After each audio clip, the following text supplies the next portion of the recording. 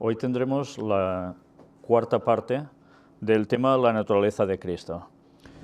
Vamos a tener muchos textos bíblicos que no van a concluir hoy, van a tener una continuación y que nos van a servir para determinar, Biblia en mano, cómo era Cristo. Cuando ya se encarnó aquí, cómo funcionaba, cuál era su naturaleza física, mental y moral. Y la propia Biblia nos lo irá diciendo. Posteriormente, además, mostraremos cómo Ellen White trata en sus citas, aún con más detalles si cabe, pero que lo deja claramente para todos. Vamos a empezar con una oración. Padre nuestro, Señor, nos ponemos en tus manos para que nos vayas guiando en todo lo que vamos a estudiar en el día de hoy. Que el Espíritu Santo sea el que nos vaya mostrando toda la verdad. Y ayúdanos a sacar de nosotros prejuicios y preconceptos. Y a no intentar forzar textos ni citas para que digan lo que queremos que digan, sino que salgan por sí mismos, en la verdad más pura y absoluta. Sabemos que este tema genera mucha controversia y mucha confusión. Y a veces parece ser que queremos ser más listos que tú, Señor. Y te queremos pedir que eso no pase nunca, que nos ayudes a humillarnos, a darnos cuenta que si tú no nos muestras la verdad, no nos enteramos de nada. Y Satanás, por un lado o por otro, nos va a tumbar, y más ahora que sabe que le queda poco tiempo. Por eso te queremos pedir, Señor, que tú seas nuestra guía, continuamente, y que a partir de aquí nosotros nos pongamos en tus manos para recibir plenamente tu mensaje y aceptarlo. Perdona todos nuestros pecados, Señor. En el nombre de Jesús te lo pedimos todo. Amén.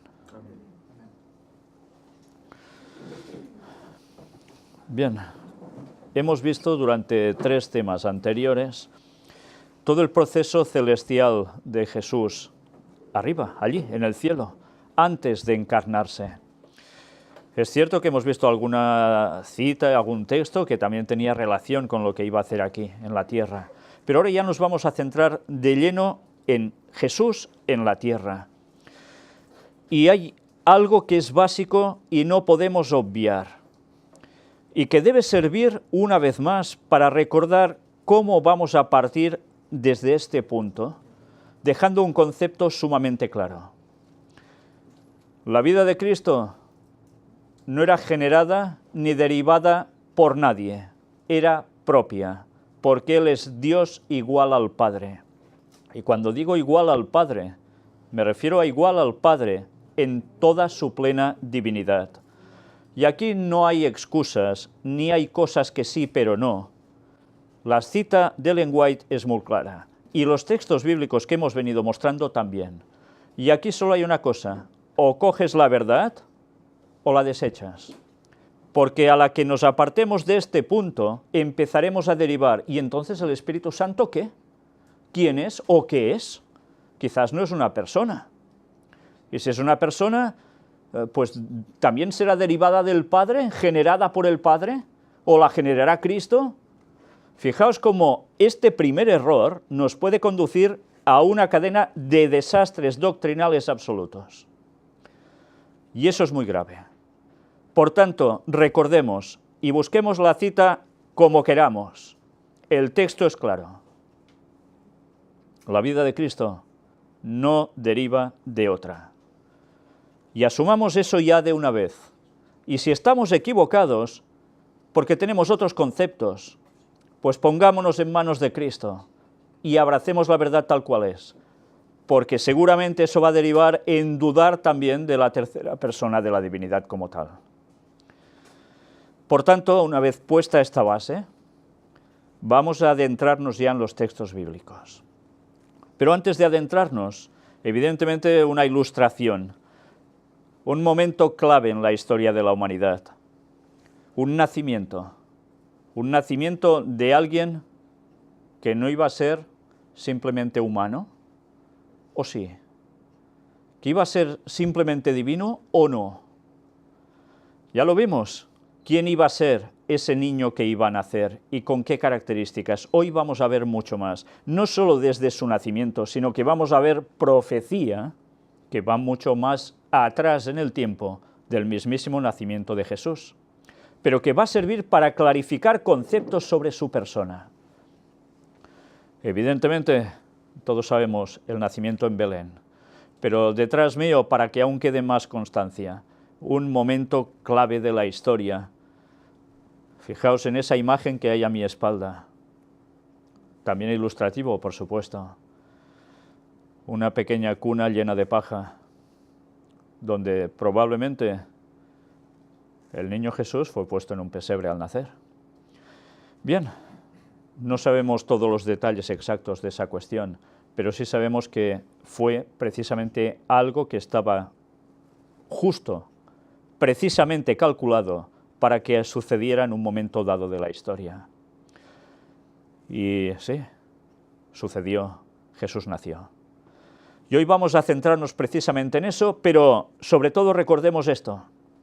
A partir de ahora vamos a ver la naturaleza física, mental y moral de Jesús. Las tres facetas. Y lo vamos a hacer repasando los textos desde el Antiguo Testamento avanzando hacia el Nuevo Testamento, tal cual los vamos encontrando. No vamos a centrarnos primero vamos a hablar solo de naturaleza física, después solo mental, después solo moral. No, porque hay textos y citas de lenguaje también que mezclan ambas cosas. Por tanto, vamos a ir avanzando paso a paso, texto a texto. Y luego sí, deberemos comentar dónde hace indicio de algo en cada uno de esos textos. Empezamos con el Salmos capítulo 8, versículo 5. Le has hecho poco menor que los ángeles y lo coronaste de gloria y de honra. ¿A quién hacía referencia aquí? Al hombre, al ser humano. Fue hecho poco menor que los ángeles y fue coronado de gloria y de honra. ¿Pero a quién se aplicó también esto? Al mismísimo Cristo. Cuando nació en la tierra, Él vino también así. Porque así, ¿quién vino? ¿De quién hace mención este texto en concreto, en verdad? ¿De todos los humanos? Adán. ¿Y Jesús cómo vino? ¿Como Adán antes de pecar o después de pecar? Pues todo esto es lo que deberemos ir aclarando. Ya vimos mucha cosa, pues aún veremos más. Jesús nació como Adán. Por eso es llamado el segundo Adán. Si no, podría ser llamado el segundo Antonio o el segundo Pérez. Es igual, es el segundo Adán.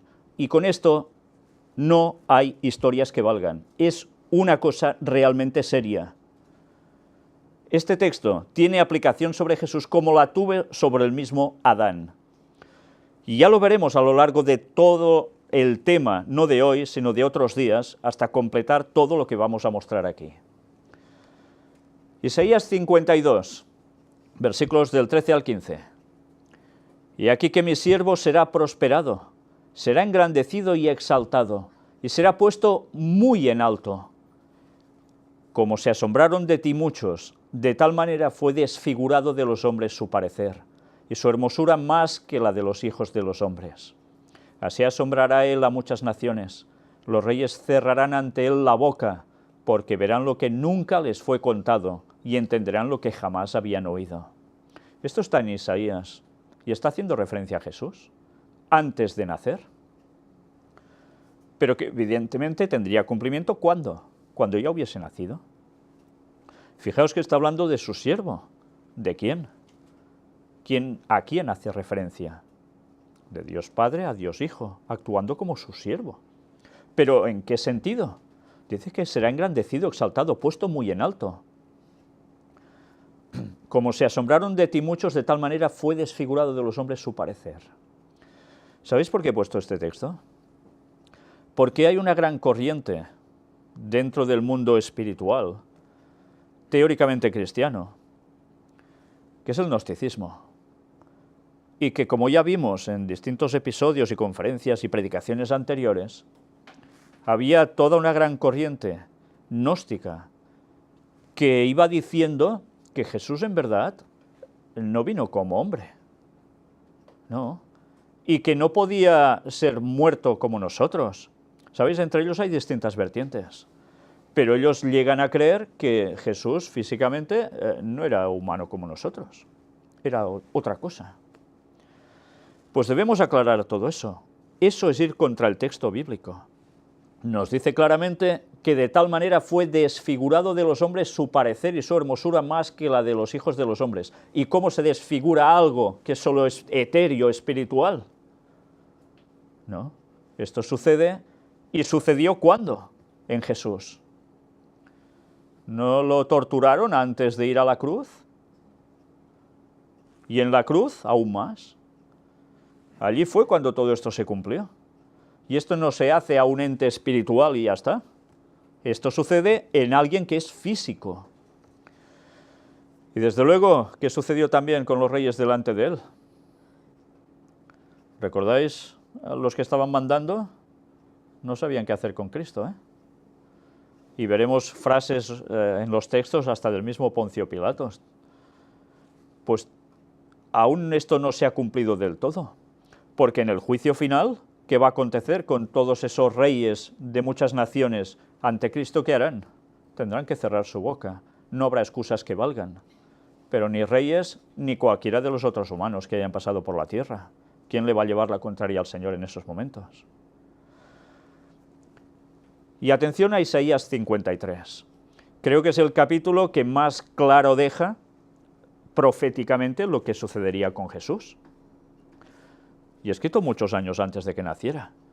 Pero a su vez sigue dando una bofetada clara a todos aquellos que quieren creer que Jesús no apareció en carne. Mirad qué nos llega a decir. ¿Quién ha creído a nuestro anuncio? ¿Y sobre quién se ha manifestado el brazo de Jehová? Subirá cual renuevo delante de él, y como raíz de tierra seca. No hay parecer en él ni hermosura. Le veremos, mas sin atractivo para que le deseemos. Recordemos cómo Ellen White también habla sobre este texto. No solo hace una forma de hablar para decir, no, es que no era guapo y no destacaba.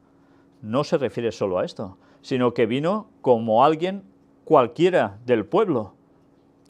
Es cierto que Cristo era un poco más alto y también muy fuerte. ¿Qué cara tenía? Sabemos que llevaba barba. ¿Sí? ¿Qué más sabemos sobre Cristo, sobre su aspecto? ¿Sabéis? Ellen White tiene una anécdota que es muy conocida. Cuando yo estuve en el Mshaven, en la casa que ella vivió en California, nos comentaron algo que, bueno, ya sabíamos también, de hecho, y es que ella había visto una vez una ilustración, un rostro, que quería hacer referencia a Jesús. Y ella lo cogió y lo colgó como cuadro en su casa.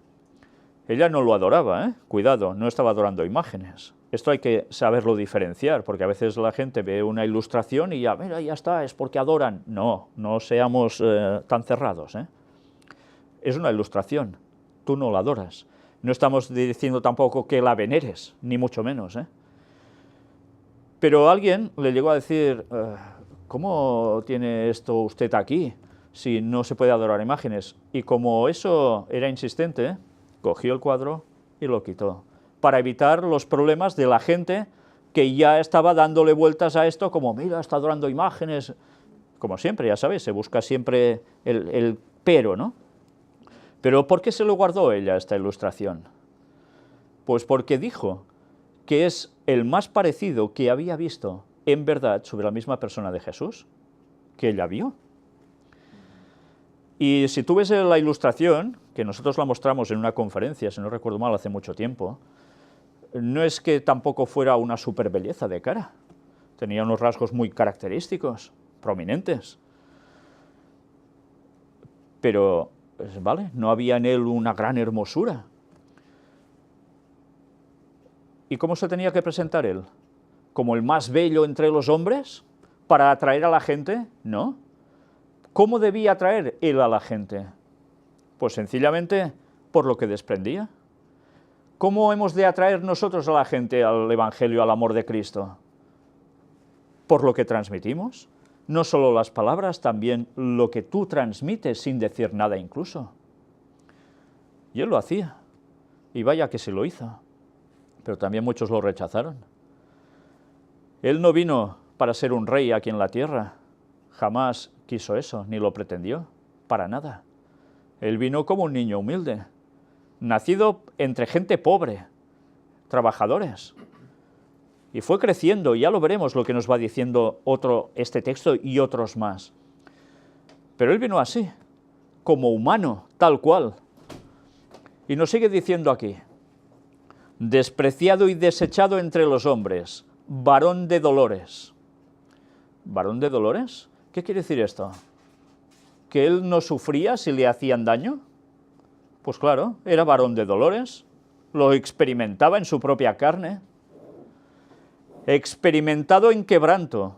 Por tanto, si era experimentado en quebranto, o sería experimentado en quebranto, porque esto lo escribe Isaías antes que Jesús nazca, ya nos está diciendo que también palpó lo que era estar quebrantado. Y como que escondimos de él el rostro, fue menospreciado y no lo estimamos. Llegó a ser menospreciado. ¿Cómo sentís vosotros cuando sois menospreciados? ¿Os hace gracia? ¿Verdad que no? Pero ahora pensemos en alguien que no hay egoísmo. Cero orgullo propio. En el sentido humano, o diabólico. Menospreciado. ¿Cómo reaccionaría él ante esto? ¿Tuvo menosprecios? Muchísimos. ¿Y cómo reaccionaba? ¿Fulminando a la gente? No. Pero él sentía el menosprecio. Pero él pensaba no en lo que a él le afectaba, sino en que esa gente se estaba jugando la salvación. Porque él vino a buscar y a salvar lo que se había perdido y quería que la gente reaccionara y se salvara. Allí no había orgullo alguno. Toda una lección, Ciertamente llevó él nuestras enfermedades y sufrió nuestros dolores. ¿Sabéis? Algunas personas cuando leen esto dicen: entonces Jesús también enfermaba.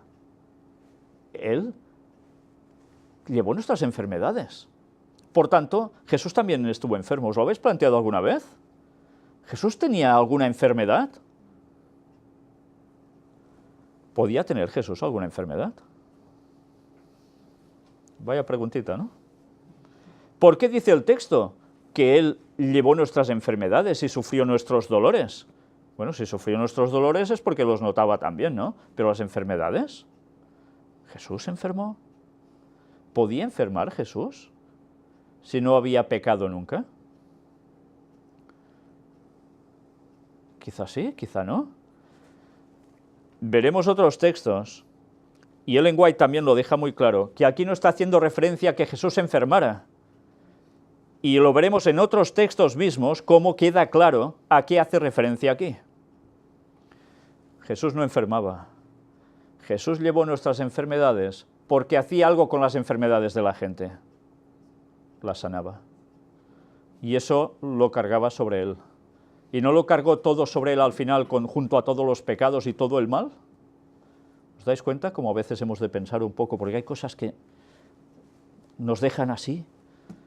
Pues hay gente que se lo toma directamente, sí, claro, pasó enfermedades y... Pues no, no señor, no es eso el texto.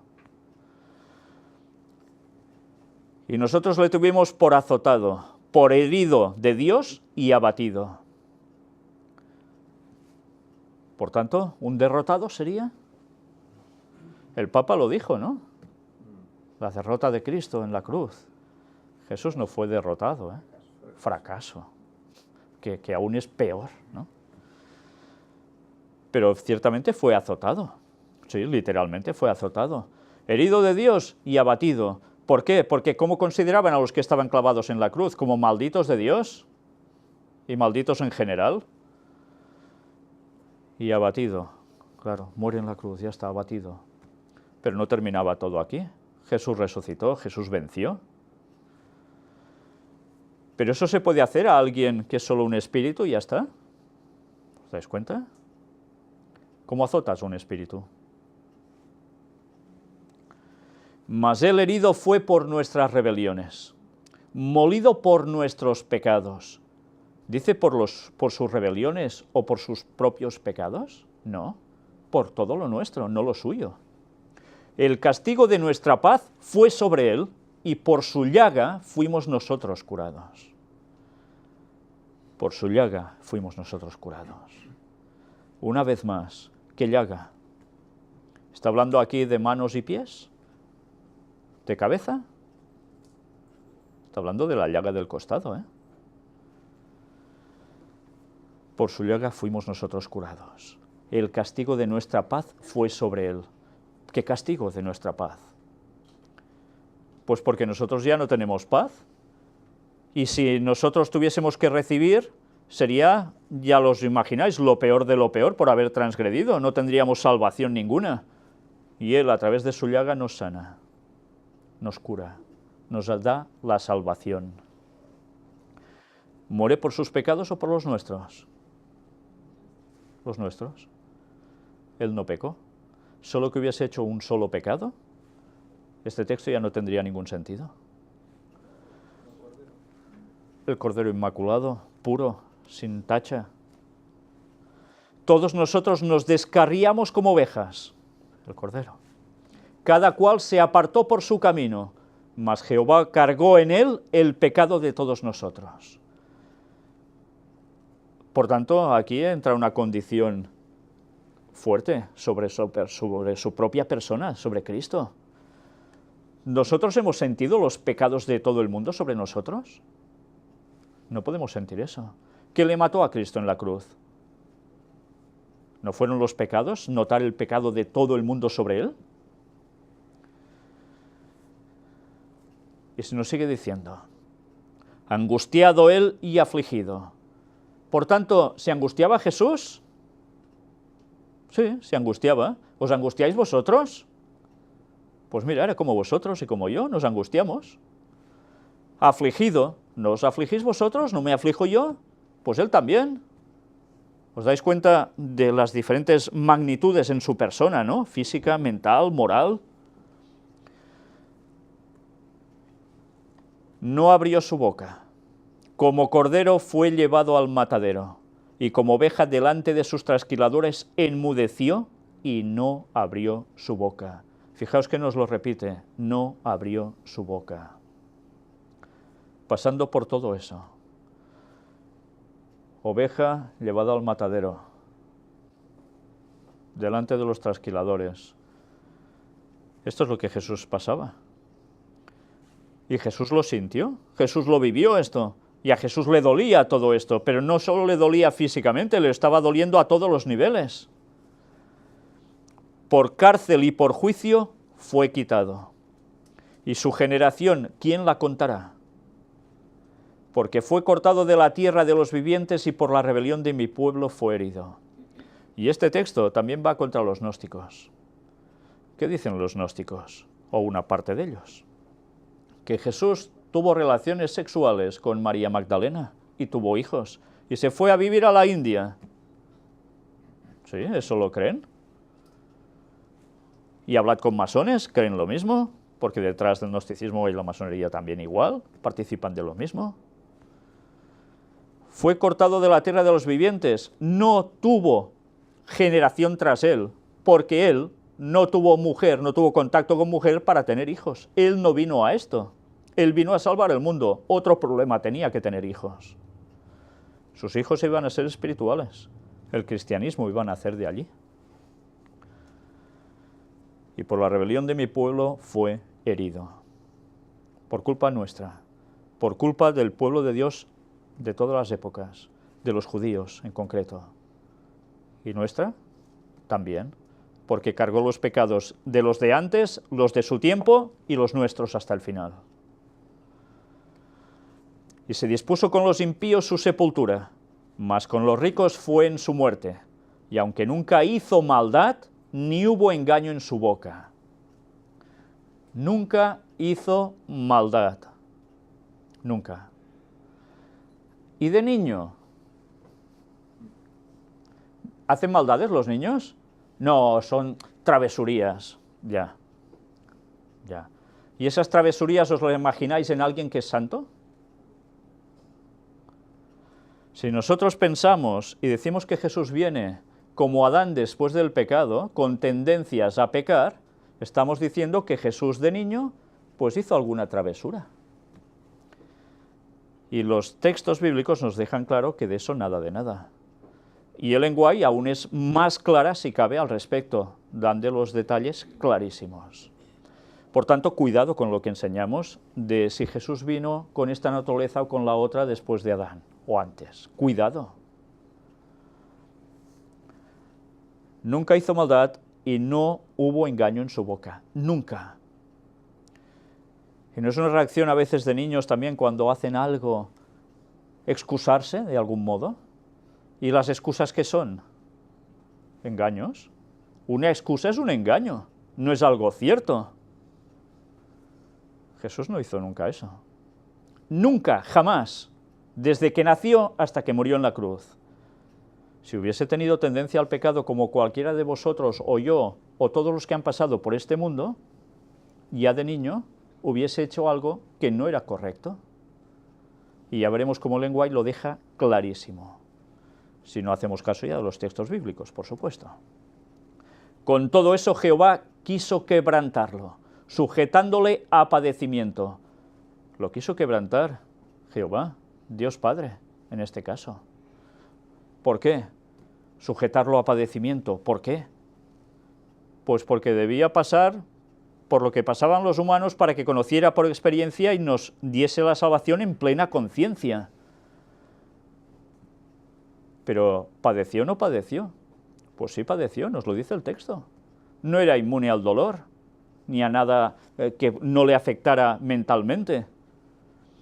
Cuando haya puesto su vida en expiación por el pecado, y habla en futuro, verá linaje, vivirá por largos días, y la voluntad de Jehová será en su mano prosperada.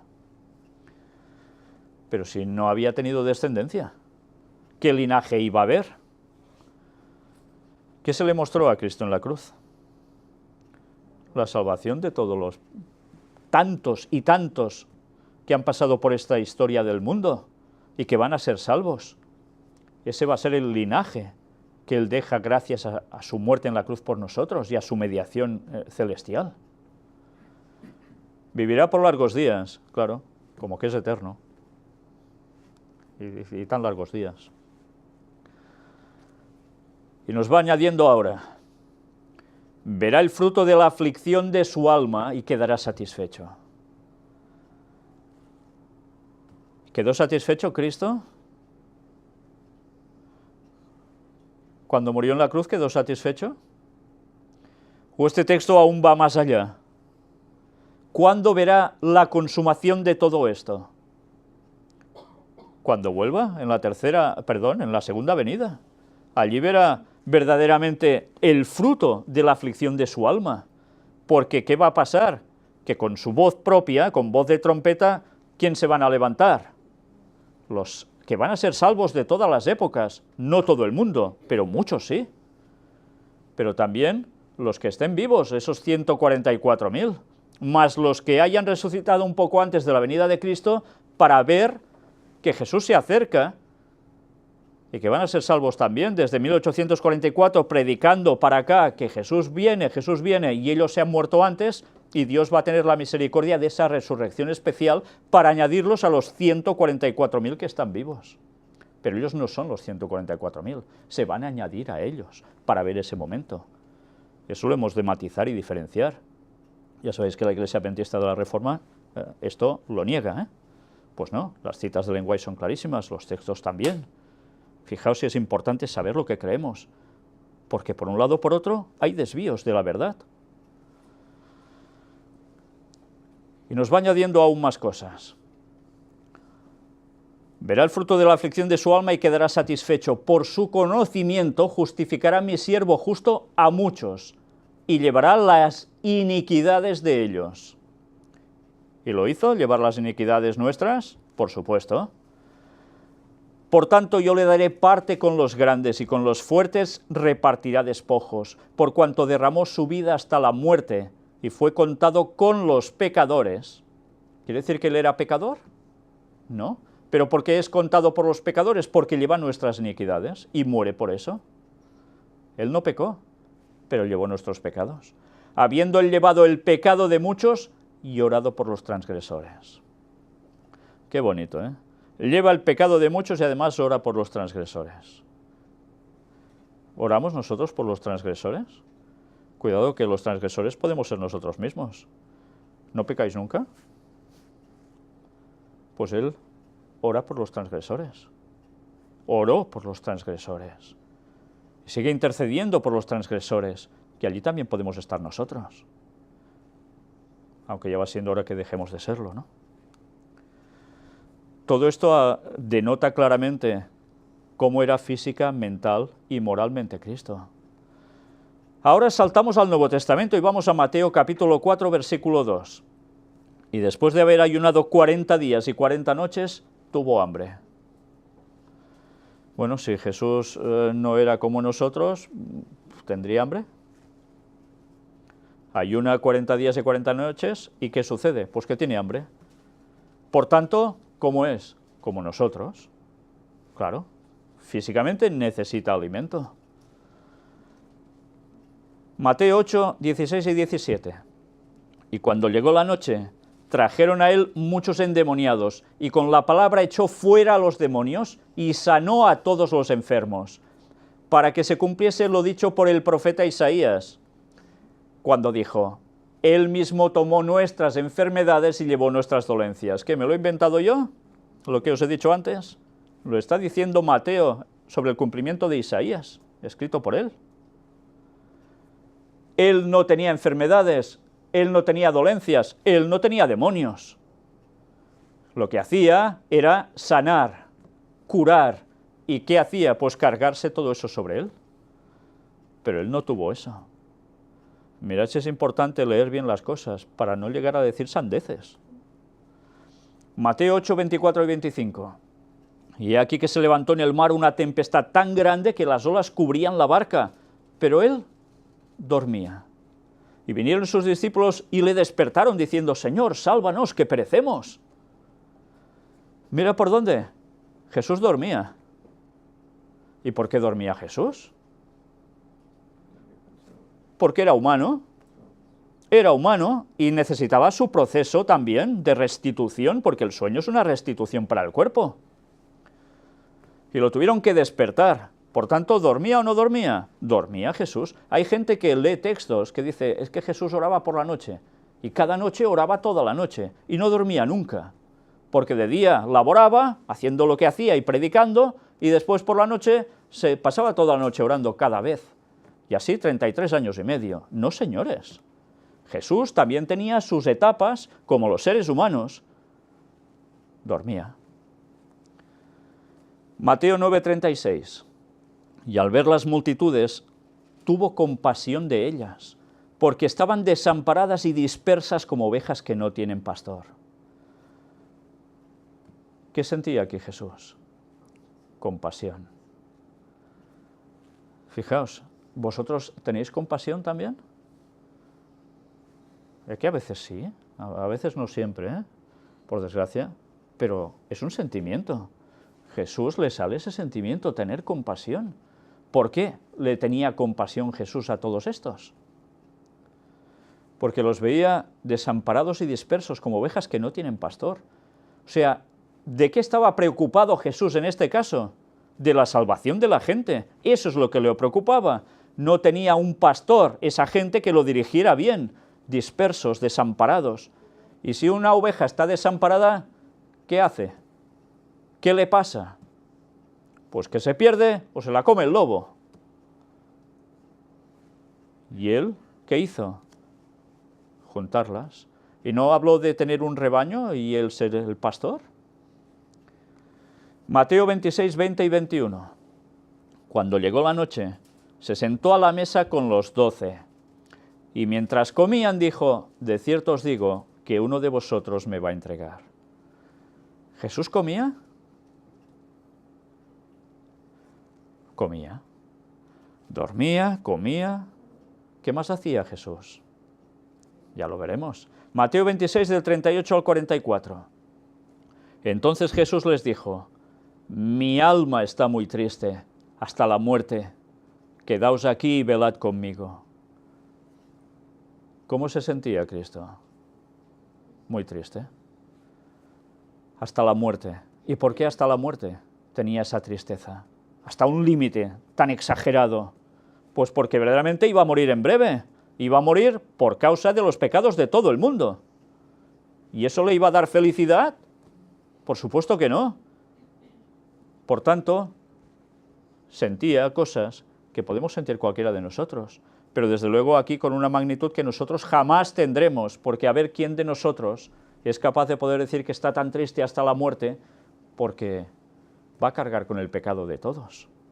¿Verdad que no? Yendo un poco adelante, se postró sobre su rostro, orando y diciendo: Padre mío, si es posible, pase de mí esta copa, pero no sea como yo quiero, sino como tú. ¿Estaba angustiado aquí Jesús o no? Claro. ¿Y qué hacía Jesús? ¿Oraba? ¿Necesitaba orar? Mira, como nosotros, necesitamos orar. Pero si él oraba siendo quien era, ¿qué necesitamos hacer nosotros? Cuando hacemos oración de pim pam y fuera, tantísimas veces. Vino luego a sus discípulos y los halló durmiendo. Y dijo a Pedro: ¿así que no habéis podido velar conmigo una hora? Velad y orad, para que no entréis en tentación. El espíritu a la verdad está dispuesto, pero la carne es débil. Y lo decía, ¿por qué? Porque él también tenía que trabajar para esto. Tenía que orar. Y conocía la condición humana. La carne es débil, el espíritu está dispuesto, pero falta un algo, ¿no? Otra vez fue y oró por segunda vez diciendo: Padre mío, si no puede pasar de mí esta copa sin que yo la beba, hágase tu voluntad. ¿Quería pasar él por eso? Como humano no tenía la más mínima gana, Pero no acaba todo aquí. Vino otra vez y los halló durmiendo, porque los ojos de ellos estaban cargados de sueño. ¿Habéis visto? Ellos también dormían, los discípulos. ¿Y Jesús? Hemos visto que también. Por tanto, una naturaleza física igual, Y dejándolos se fue de nuevo y oró por tercera vez diciendo las mismas palabras. 3 veces, Qué curioso. Mateo 26, 67. Entonces le escupieron en el rostro y le dieron de puñetazos y otros le abofeteaban. ¿Habéis probado de hacer esto con algún espíritu? Probadlo. ¿Qué golpearéis? Si podéis, el aire. Jesús tenía un cuerpo físico. Jesús recibió escupitajos en la cara. Le dieron puñetazos y además otros le abofeteaban. ¿Jesús no sentía dolor? Claro que lo sentía. Pero eso quiere decir que tenía un físico como nosotros. Por eso le podían hacer esto. Una vez más, fijaos si debemos mirar bien los textos para no creer cosas que alguien nos está vendiendo como si fueran verdad absoluta. Porque detrás de esos falsos conceptos está el mismísimo Satanás, que está apartando a gente que quiere creer en Cristo y cosas crísticas, pero se separa del mismo Jesús auténtico que todos debemos conocer quién es.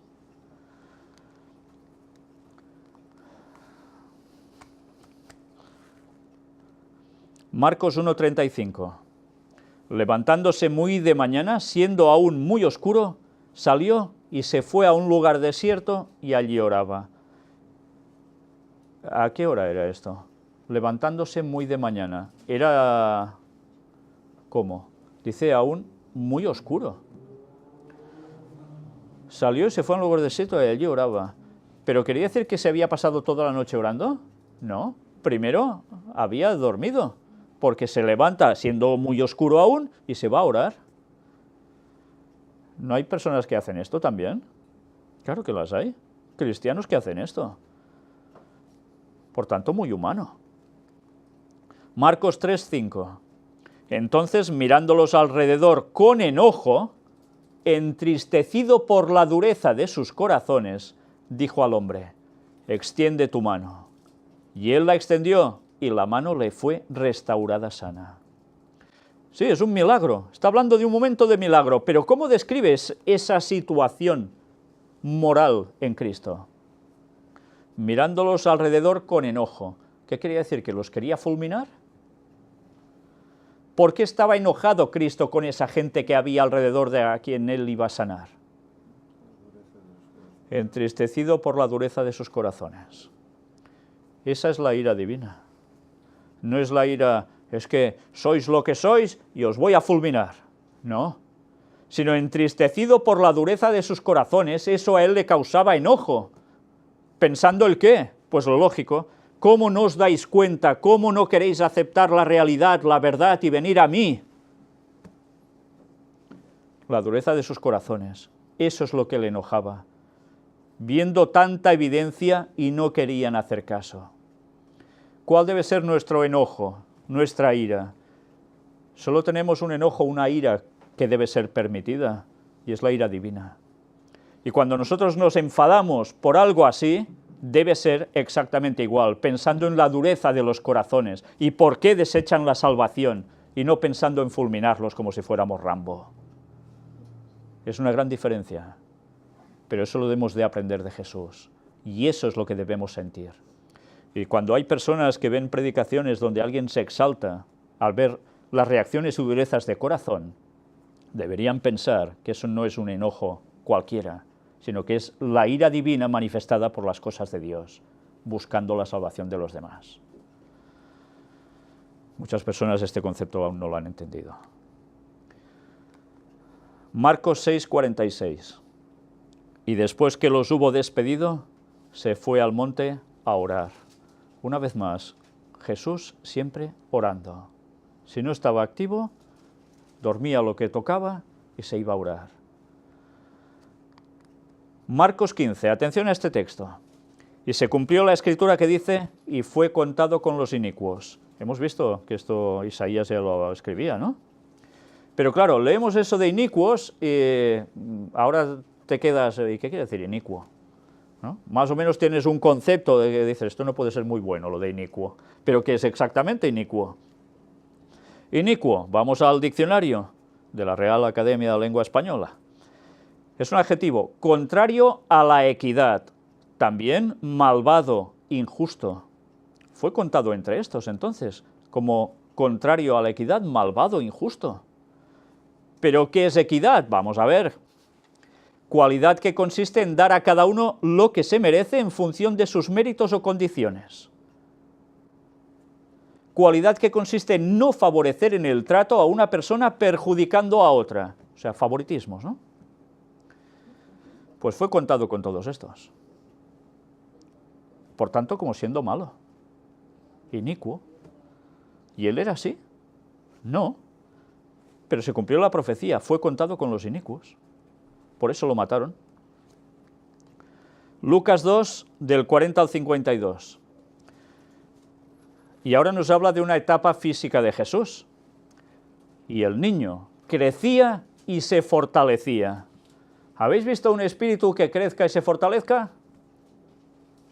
Jesús era humano y como niño crecía. ¿Y qué pasaba? Se fortalecía y se llenaba de sabiduría, cosa que por desgracia no podemos decir todo el mundo, ¿eh? Porque algunos crecen mucho, pero la sabiduría como que no crece con ellos. Y eso deberíamos procurar que no nos pasara. Y la gracia de Dios era sobre él. Por tanto, ya era algo especial, ¿eh? La gracia de Dios era sobre él. Iban sus padres todos los años a Jerusalén en la fiesta de la Pascua. Y cuando tuvo 12 años, subieron a Jerusalén conforme a la costumbre de la fiesta. Al regresar ellos, acabada la fiesta, se quedó el niño Jesús en Jerusalén, sin que lo supiesen José y su madre. Algunas personas dicen, ¿y cómo puede ser? Regresan y se dejan al niño. Recordemos que a estas celebraciones no iba solo el padre, la madre, el niño, se iban añadiendo más gente, parientes, gente del mismo lugar, iban todos hacia Jerusalén a celebrar la Pascua. Y los unos por los otros, ¿qué pasaba? Claro, de niños tenían a montones. Y ya pensaban, bueno, pues estará con este, estará con el otro, y van tirando, ¿no? Pero Jesús no iba tirando, Jesús se quedó en Jerusalén y tenía 12 años. Y pensando que estaba entre la compañía, ¿os dais cuenta? Toda una compañía, iban avanzando, anduvieron camino de un día y le buscaban entre los parientes y los conocidos. O sea que andaron un día y buscaban, ¿dónde estará? Entre nuestro tío, nuestro primo, ¿dónde estará? ¿Y qué más sucede? Y pensando que estaba entre la compañía, anduvieron camino de un día, le buscaban entre los parientes y los conocidos, pero como no le hallaron, volvieron a Jerusalén buscándole. Ya pensaron, pues no está aquí, por tanto, vayamos donde está o donde hemos venido. ¿Y qué situación se encuentran con Jesús? Un niño de 12 años, ¿eh? Y aconteció que 3 días después le hallaron en el templo. Vaya angustia, ¿eh? 3 días después. Pero ¿os habéis fijado qué numerito? 3 días después le hallan en el templo. ¿Y el templo qué lugar era? ¿Donde se manifestaba el qué? La presencia de Dios. Bueno, así debería ser.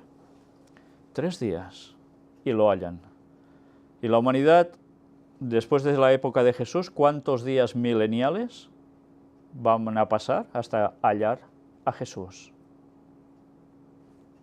Lo mismo. Pero mirad, aún va más allá todo esto. Lo hallaron en el templo, sentado en medio de los doctores de la ley, oyéndoles y preguntándoles. Tenía 12 años, pasan 3 días y lo encuentran allí en el templo sentado entre los doctores de la ley. ¿Los estaba escuchando? Sí, los oía, pero además les preguntaba. Debería ser impresionante esos momentos, ¿eh? ¿Qué les debería preguntar Jesús a esos doctores de la ley, que eran los más sabios a nivel religioso? Y tenía 12 años. Y todos los que le oían se maravillaban de su inteligencia y de sus respuestas. O sea, él preguntaba, pero también respondía. ¿Os habéis fijado en la historia de Jesús cuando empieza a hablar a la gente? ¿Cómo formula preguntas y después mismo da la respuesta? Pues ya lo hacía a los 12 años. Y con los doctores de la ley. Y todos se quedaban alucinados viendo su inteligencia y sus respuestas. Un niño de 12 años. Primero de todo hay que aclarar una cosa. Si Jesús no hubiese tenido 12 años, no hubiese sido admitido en ese círculo tan cerrado de doctores de la ley. Porque a los 12 años es cuando se consideraba que el niño pasaba a ser adulto y podía ya compartir las cosas de los adultos, los asuntos de los mayores. Por eso a veces decimos, ¿se puede bautizar a menores de 12 años, de 10? Mejor que no, porque a los 12 ya se consideraba en ese entonces, y aún debería ser ahora, que los niños ya tienen una capacidad de raciocinio propio suficiente para darse cuenta de lo que es y lo que no es, y aceptar lo que toca y lo que no toca.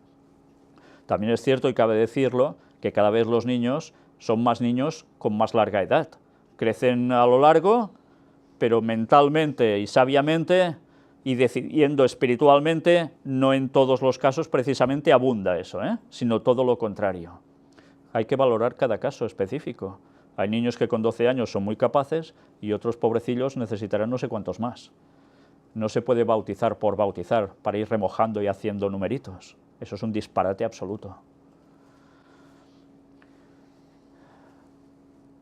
Cuando le vieron, se sorprendieron.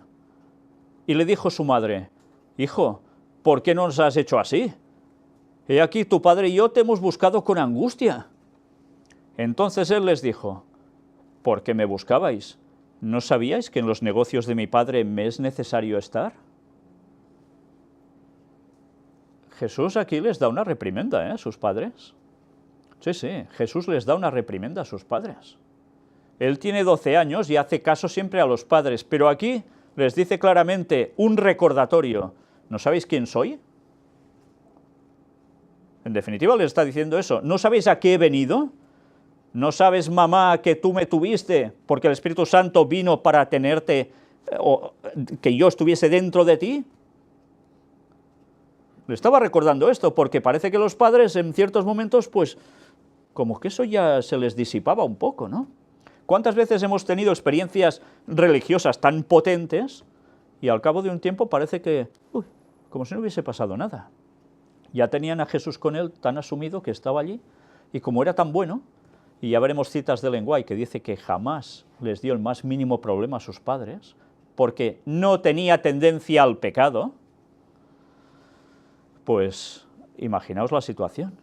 Jesús es capaz de decirle a los padres, ¿no sabéis que me conviene estar en los negocios de mi padre? No está hablando de José, porque se está dirigiendo a ambos padres. Se está dirigiendo, refiriendo al Padre Celestial. Mas ellos no entendieron las palabras que les habló. Dices, ¿cómo? ¿Cómo que no lo entienden?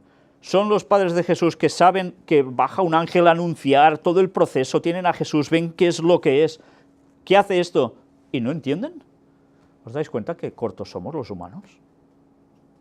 Y eran los padres de Jesús, lo más selecto que habría en el mundo espiritual, por eso fueron elegidos. Y aquí no entienden lo que les habla. Un niño de 12 años y no entienden lo que le está diciendo. Porque ese niño tiene una sabiduría que los trasciende, los sobredimensiona totalmente. Ellos en este caso no estaban por lo que deberían estar, y Jesús les reprende, ¿eh? No lo dice de malos modos, ¿eh? Y descendió con ellos y volvió a Nazaret, y estaba sujeto a ellos. Y su madre guardaba todas estas cosas en su corazón. María se daba cuenta que el niño no era un niño cualquiera. Y todo esto lo iba almacenando.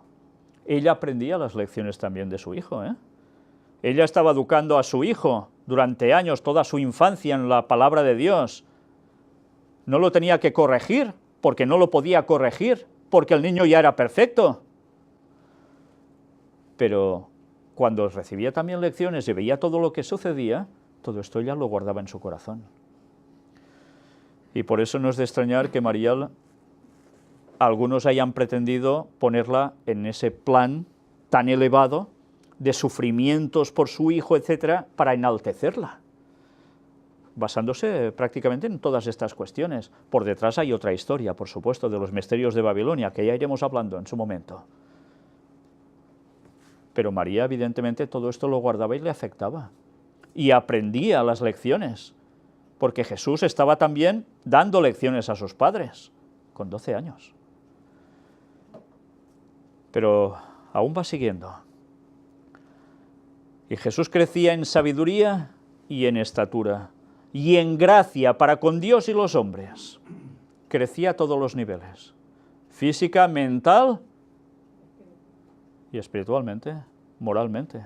Crecía a todo, a todo. Lucas 5:16. Mas él se apartaba a lugares desiertos y oraba. Fijaos cuántas veces se repite esa escena en la vida de Jesús, ¿eh? Lucas 6:12.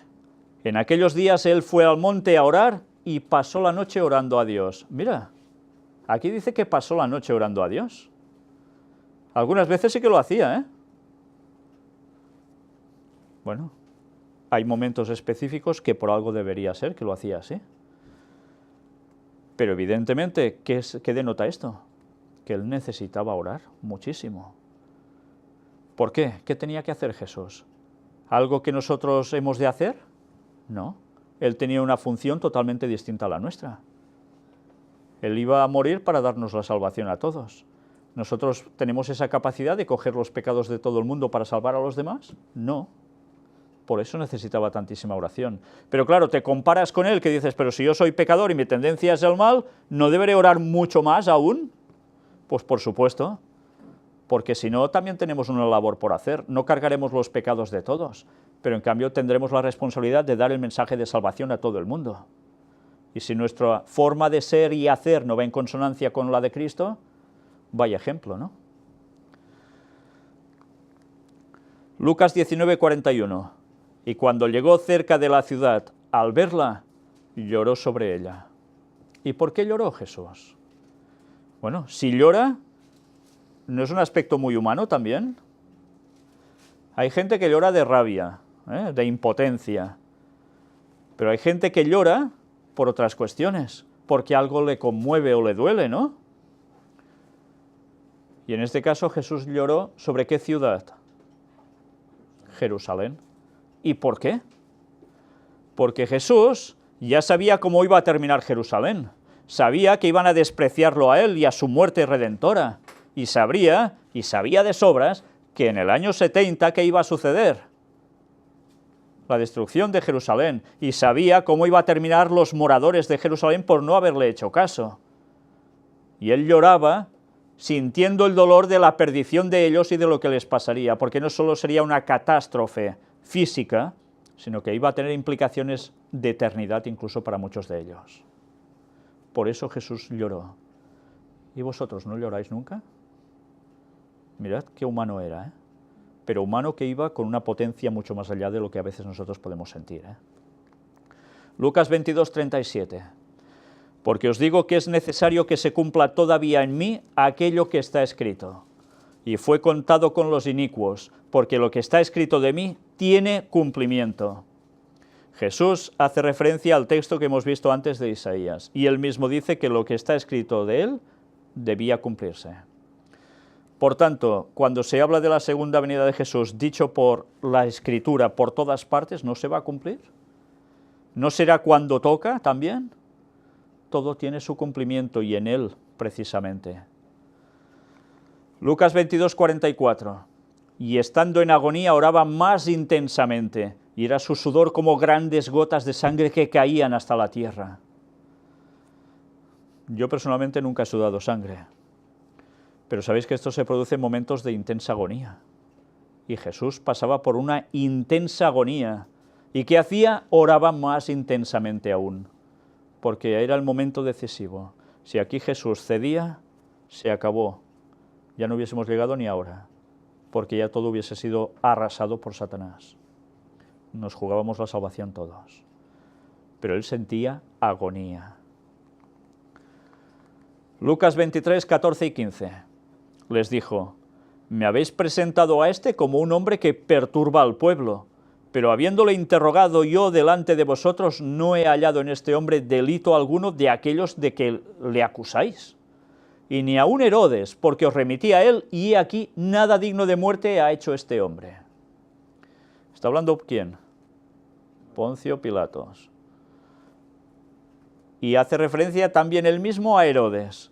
Y dicen que tanto él como Herodes no ven nada digno de muerte que hubiese hecho Jesús. No había hecho nada malo, no se le podía acusar absolutamente de nada. Bueno, pues ya vemos cuál era su tendencia moral, ¿no? De perfección absoluta. No le podían encontrar ni un pero. Juan 4, versículo 6. Y estaba allí el pozo de Jacob. Entonces Jesús, cansado del camino, se sentó así junto al pozo. Era como la hora sexta. A la hora sexta, se sienta junto al pozo. ¿Y en el pozo qué hay? ¿Qué hay en un pozo? Agua. Y en un lugar que está peladito, desierto, donde el agua no abundaba, si la gente encontraba un pozo, ¿qué anhelaba? ¿El agua de qué? De vida. Jesús mismo se sienta al lado de lo que él significa, el agua de vida, y no hablemos ya del pozo y Berseba y demás, ¿no? Pero Jesús está cansado del camino. Siendo quien era, también se cansaba, porque vaya caminatas se pegaba, Y además no eran caminatas porque sí, sino eran caminatas que tantísimas veces tenía gente alrededor, unos que pedían sanación y otros que estaban solo para hostigar, para fastidiar continuamente, buscarle, hacerle caer. Eso debería ser agobiantísimo. Pues él estaba cansado y va, mira, a la hora sexta, junto al pozo. Y en el 6, ¿qué vamos a encontrar nosotros? ¿No es la salvación también, la vida eterna con Jesús? A los 6.000 años. Fijaos, qué casualidad. Juan 5:30. No puedo yo hacer nada por mí mismo. Según oigo, así juzgo. Y mi juicio es justo, porque no busco mi voluntad, sino la voluntad del que me envió, la del Padre. Dice que él no podía hacer nada por sí mismo. ¿Por qué? Porque vino como humano. Pero además, si él hacía algo por sí mismo, para él, ¿qué sucedía? Que rompía con la regla básica para que pudiésemos ser salvos. Estaría utilizando su divinidad para él, y eso no podía hacerlo. Debía jugar como hombre siempre, toda la partida, toda su vida. ¿Y qué hacía? Dejarse regir por lo del Padre en todo, absolutamente en todo. ¿Y no eran uno, él y el Padre? Por tanto, no había discrepancia. Juan 11, 32 al 35. María, cuando llegó a donde estaba Jesús, al verle, se postró a sus pies diciéndole: Señor, si hubieses estado aquí no habría muerto mi hermano. ¿Qué María es esta? ¿La madre de Jesús? No, es María de Magdala, María Magdalena. ¿Y os habéis fijado qué hace? Se postró a sus pies. Cuando alguien se postra a los pies de otro, ¿qué reconoce? Una superioridad, ¿no? Señor, si hubieses estado aquí no habría muerto mi hermano. Lázaro. Jesús entonces, al verla llorando y a los judíos que la acompañaban también llorando, se estremeció en espíritu y se conmovió. Qué impresionantes escenas, ¿eh?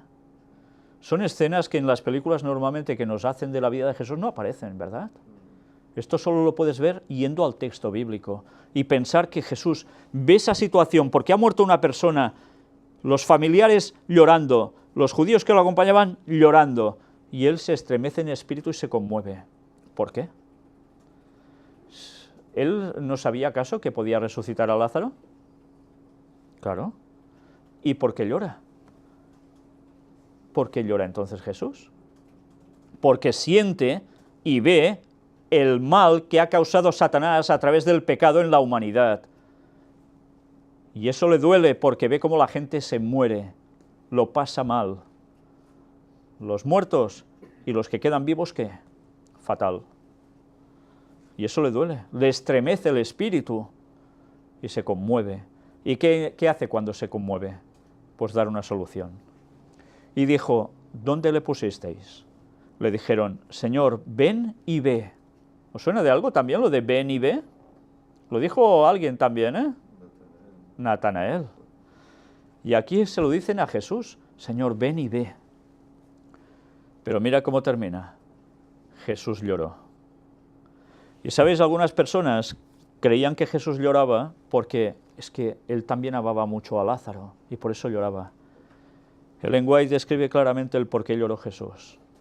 Jesús lloró porque veía la aflicción de lo que causaba el pecado en toda la gente, llevando a enfermedades, muerte, desgracias.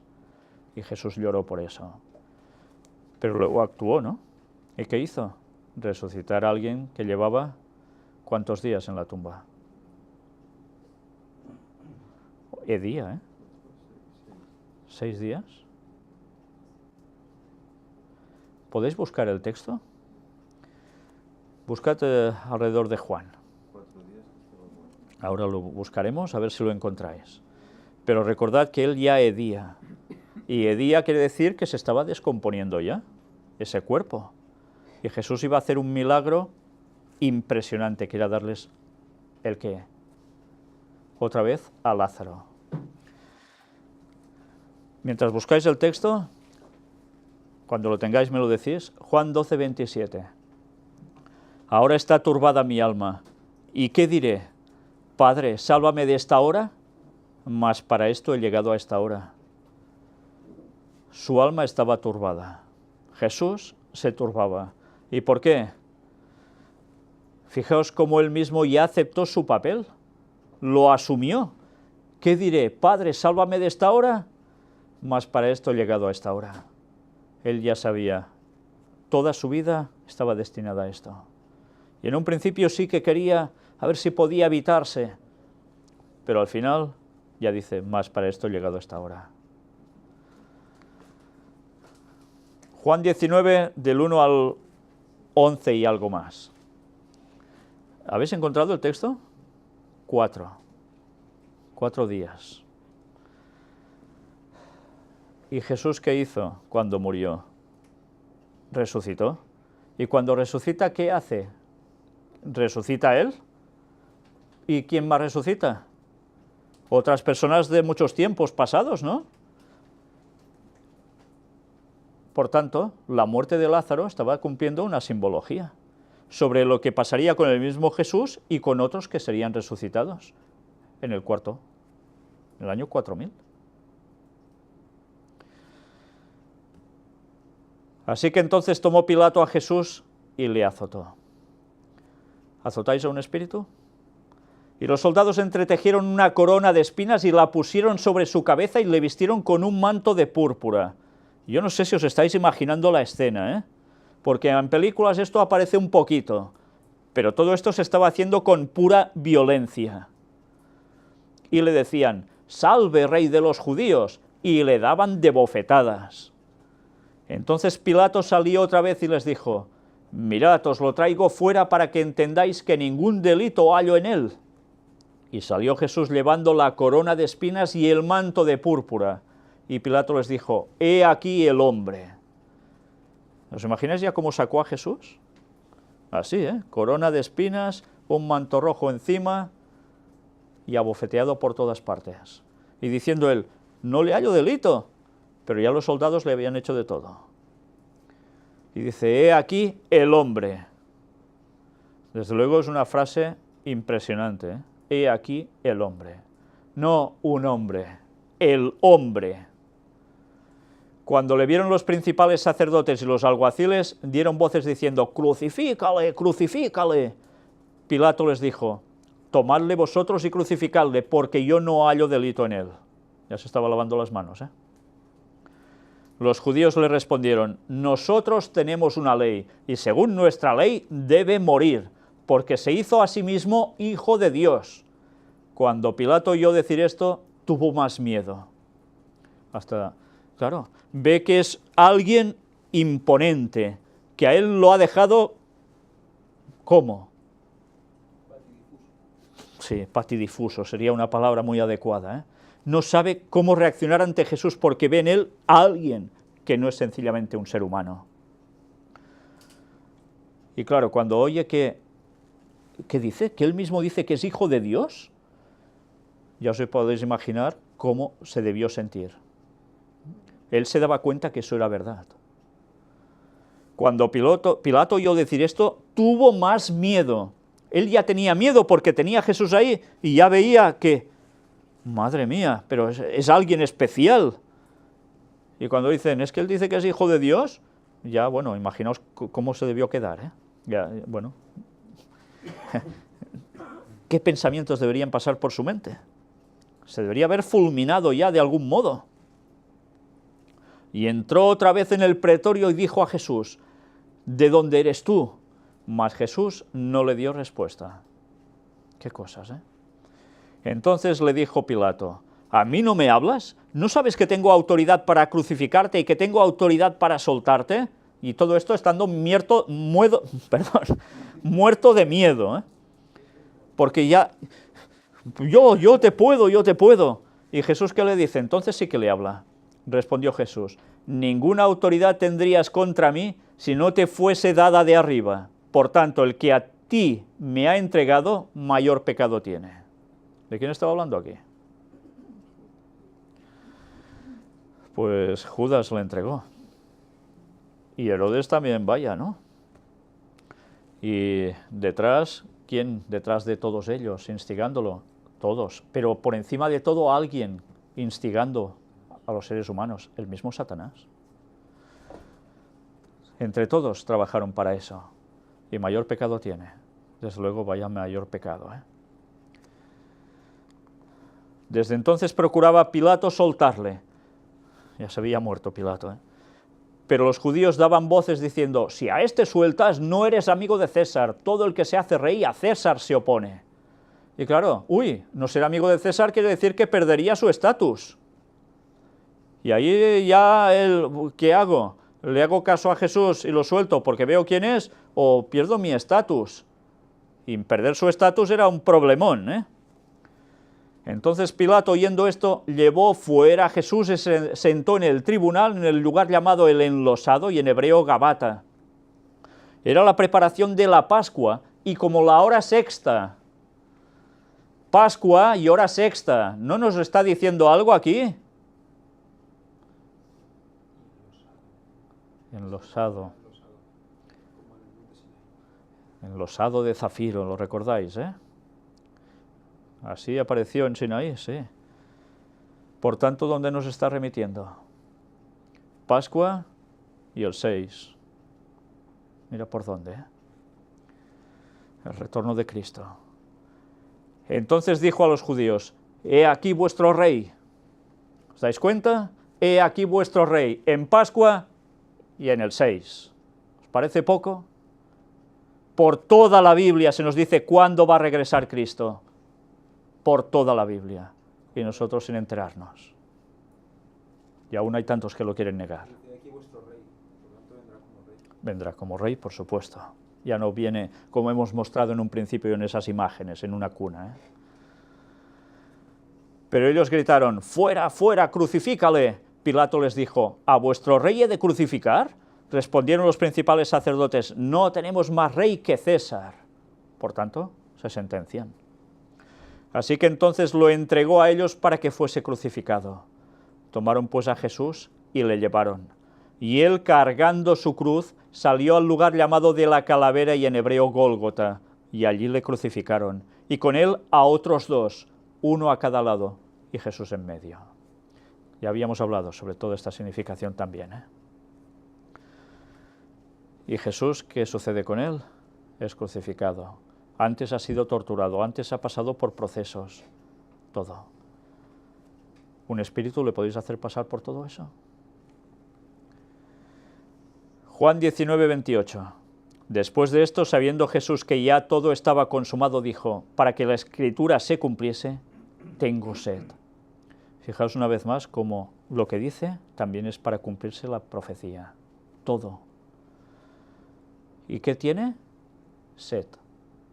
Hemos visto que tenía hambre, que se cansaba, también tenía sed. Humano total, ¿no? Juan 19, del 30 al 34. Cuando Jesús hubo tomado el vinagre, dijo, consumado es, y habiendo inclinado la cabeza, entregó el Espíritu. Entonces los judíos, por cuanto era la preparación de la Pascua, a fin de que los cuerpos no quedasen en la cruz en el día de reposo, pues aquel día de reposo era de gran solemnidad, nos está diciendo, ese sábado era un sábado especial, un gran sábado, por tanto, señores de 3 días y 3 noches que aún seguís escribiendo, diciendo que no, que no, que no, por favor, leed bien los textos y se os acabarán las tonterías, porque la verdad es la que es, os guste o no os guste, no busquéis peros a la verdad, porque os estáis jugando la salvación. Rogaron a Pilato que se les quebrasen las piernas y fuesen quitados de allí. Vinieron pues los soldados y quebraron las piernas al primero y asimismo al otro que había sido crucificado con él. Mas cuando llegaron a Jesús, como le vieron ya muerto, no le quebraron las piernas. Pero uno de los soldados le abrió el costado con una lanza y al instante salió sangre y agua. ¿Murió o no murió Cristo?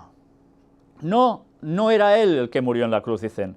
No, se bajó de la cruz y se fue. Eso dicen algunos, ¿sí? Otros dicen, no, parecía que había muerto, pero no había muerto en verdad.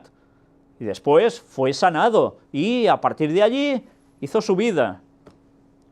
Señores gnósticos, si leemos la Biblia y queremos ser cristianos, vayamos al texto, y el texto nos dice que murió y punto. Y derramó sangre y agua del lanzazo que le dieron en el costado, y eso nos da la salvación a todos. Y si no entendemos eso, vale más cerrar la paradita y largarnos, porque así la salvación no se va a conseguir nunca. Estáis despreciando la muerte de Cristo por vosotros. Hechos 10:39. Y nosotros somos testigos de todas las cosas que Jesús hizo en la tierra de Judea y en Jerusalén, a quien mataron colgándole en un madero, por si no había quedado claro. Y nosotros terminamos aquí. Aún nos quedan textos bíblicos para ver cómo era Jesús física, mental, espiritualmente, moralmente. Y después vendrán las citas de Ellen White. Y vamos a determinar claramente si Jesús tenía esa tendencia al pecado o no, que ya va siendo hora que quede claro hasta entre los propios adventistas y entre pastores que empiezan a predicar cosas que, en fin, vale más ni comentarlo. Que el Señor nos siga ayudando a leer los textos y a entenderlos, a ponerlos en su contexto, en su lugar, lo que nos quieren decir, porque de lo contrario, ya lo sabéis, un error nos va a llevar a una cadena de errores y eso nos va a llevar a la perdición. Y nos estamos jugando mucho. Vamos a terminar con una oración.